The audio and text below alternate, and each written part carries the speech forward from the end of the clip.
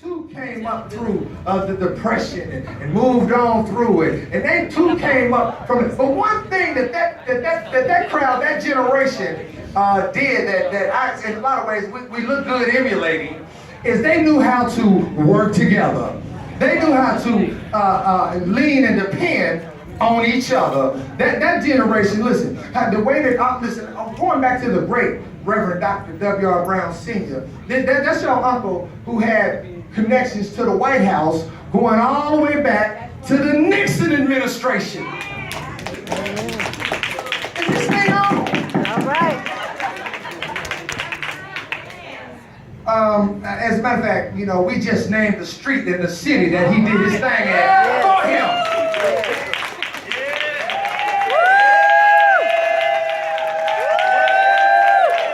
The prize goes to this side of the room, because I don't know. Oh, y'all talking, I can hear y'all. They're drowning y'all out so bad. So the next time, so now, okay. So the great Reverend Dr. W.R. Brown Sr., he's great and he's titled great, not for no reason, because listen, he was the president of the Indiana Baptist Convention for 19 years. Okay, before that, he was the vice president for 17 years. So that man, he was in the office of the presidency for 36 years. He also ascended to the second vice president of an 8 million person National Baptist Convention. He was the second vice president. Woo! He also had the forethought and the intuitiveness to look and see that when back in the 94, 96 election, when Bill Clinton and Al Gore, they did a cross the nation bus trip. Well, when they came down through that southern Indiana, you know, it was such a conservative anti-Clinton thing going on that they came through that area and wouldn't nobody take them in. It was similar to the story of Jesus. There wasn't no room for him in the end. Wouldn't nobody take him. But our uncle, the great Reverend Dr. W.R. Brown Sr., opened his church doors for the presidential bus tour. He took them in. Wow. I mean, and this is the record shows this. I'm not making this up. All right. You understand? He had the forethought. Don't you know that he was invited to the White House. He was such a humble man, though. Even with this greatness, our uncle was like, in Evansville, Indiana, he was like our very own Martin Luther King Jr. You understand me? You understand? I've yet to see a man outside of Martin Luther get sent to the cemetery in a horse-drawn carriage. That's how your uncle went out. All right.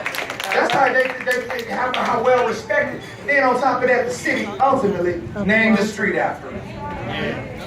You understand? Now, when we talk about my mama, you know what I'm saying? When we talk about my mama, wait before I talk about my mama. I want to go back to that Uncle Bubba. See, and talk about working together. See, this generation before us, they had it instilled that they knew that we all we got. You know what I'm saying? No money are worth in. You know what I'm saying? It's all that, but the most important thing outside of God on this earth is your people. And they understood that, they instilled that to that generation. They showed that Uncle Walter got up to Evansville because of Uncle Bubba. Uncle Bubba used to pastor a church in Henderson, Kentucky, and he pastored it so well that when he had the opportunity for New Hope to come home, he told his brother, come on up here. And as his brother came to Evansville, Indiana, well, all of those other things happened. Yeah. Those things happened because one brother looked out for the other brother. All right, that's right. One brother looked out for the other brother. All right, all right. One sibling looked out for the other sibling. All right, all right. And great things came about it. You know what I'm saying? So I just want to say that now. I can't talk, and I'm trying to keep it within this 20 minutes, and I'm about to wrap it up. Now, I just want to talk about the last person out of that generation. You know, and that would be none other than the Queen, Dorothy B. Scales. Now, my mama, she was an educator.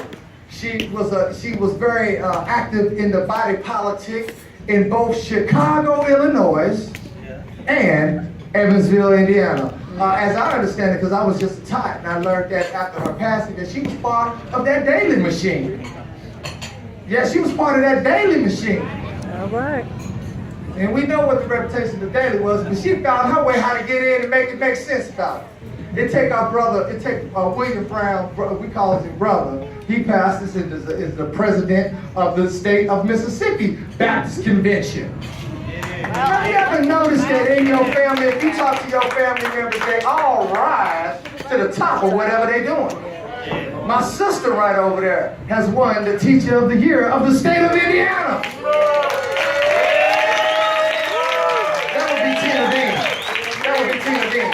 My other sister over here, she rose to the top in the organization that she was involved in. I can't remember all of that, but she was the second in command of the whole organization. My nephew over here, he was in that same organization. He rose to the second after the different, then he took my spot in the organization. You understand me? Where's that little niece girl, my niece back there, that Ms.Brown, she done rose up in AT&T so far that she doing something. That captain over there, who we affectionately call Captain, I think he might have been the first millionaire in this bunch. Am I right about it?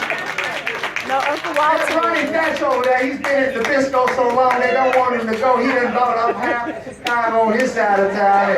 He's from Indiana and all that. You know, that's what we rise to the top. That's Sharon over there. She's sitting over there in that wheelchair. But look, she a millionaire too. And by the way, her mama was that mighty Cousin Lucy.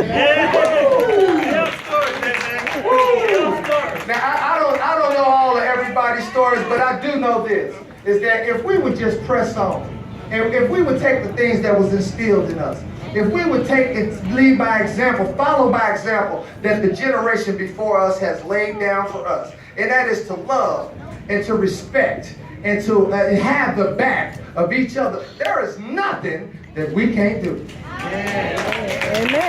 There's nothing we can't do. Now, my time is coming to a close, but I just want to talk about my mama just real quick. My mama was the first woman in our city, Southern Indiana, to have her own radio program. You know what I'm saying? She was the first one in our city to do that. She programmed and hosted and funded her own program. And I, the prodigal son, have been graciously allowed to take over that program. And that is none other than the Witness and Voice Ministry. And I'm just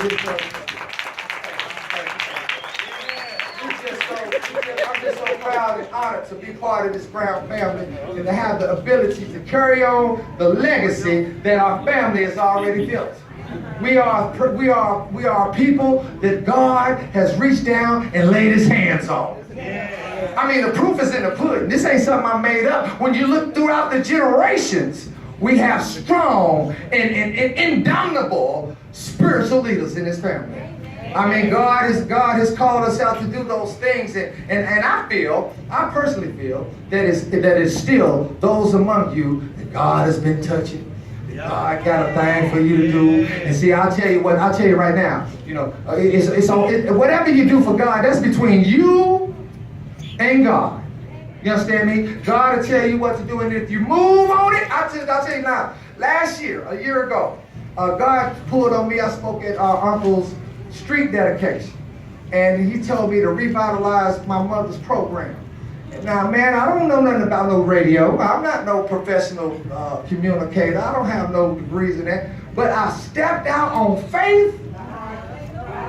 All right. On this thing called faith with no money. It wasn't done with a business model. It was done with a command to go do it. So next time, anytime, I want to encourage you today. Now, from that moving out, I'm on 2 radio stations. I'm on a television. I got a television program. And this is a guy.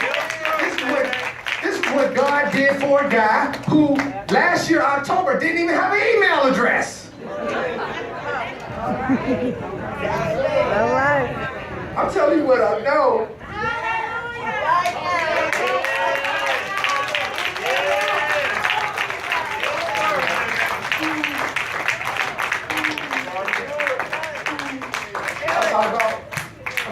house on papers when God told me to do that. And I couldn't believe that he was telling me to do that. Because, you know, I mean, y'all know me. Y'all know I get it in. Y'all know that. Y'all know that. Y'all know how to live life. When it's time to go to church, I'm tipping the other way. I don't want to hear that no more. Y'all made me go to church too much. I don't want to hear that no more. I ain't gonna hang with these G's in the street. I don't want church. But I'm just so glad that see, we serve a mighty and an awesome God. And God is not a respecter of men, but he respects faith. Because without it, you can't please him. And so I just want y'all to know, man, that this God that our grandfather talked about, this God, this family legacy that has been built on God, we wouldn't have been this far without him. I couldn't have come this far without him. Without the prayers of my mama, without the prayers of my daddy, that's on the chest for y'all. Without the prayers of my family. God hears the prayers of my family. You know, God is real. You know, and like my cousin James said last night, I told you I was going to use this one, James. You know, I told him, I said, you know, James tells me, I was telling him about the progress I've made in life. And, you know, I told him, I said, I don't know what tomorrow. He said, listen, I don't know what tomorrow holds either. But I know who holds tomorrow. He said, I don't know what tomorrow holds either. But I know who holds tomorrow. All right. Woo! All right. So I ain't gonna hold no more of y'all time up, man. I just want to say thank you for the opportunity. And so now, you know, I can't mention everybody, because if you look, the scroll is 50 feet long.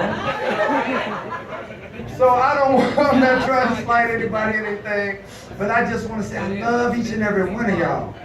And I want to encourage each and every one of y'all that as God talks to you, don't be afraid. Don't be like the Israelites out in the desert. Say, no, we don't want to talk to you guys. You put Moses out there. Let Moses talk to you. Don't be scared. Talk to God and listen to what he got to say and then move on it. Don't worry about what somebody else got to say about you, what you done did, how much better they are than you. You better run on with God and let him do what he do. Because what he done for me, he'll do it for you. He'll do it for you. Who this mic go to next? Who got this mic? Where's this mic? And on top of that, one more time, family radio.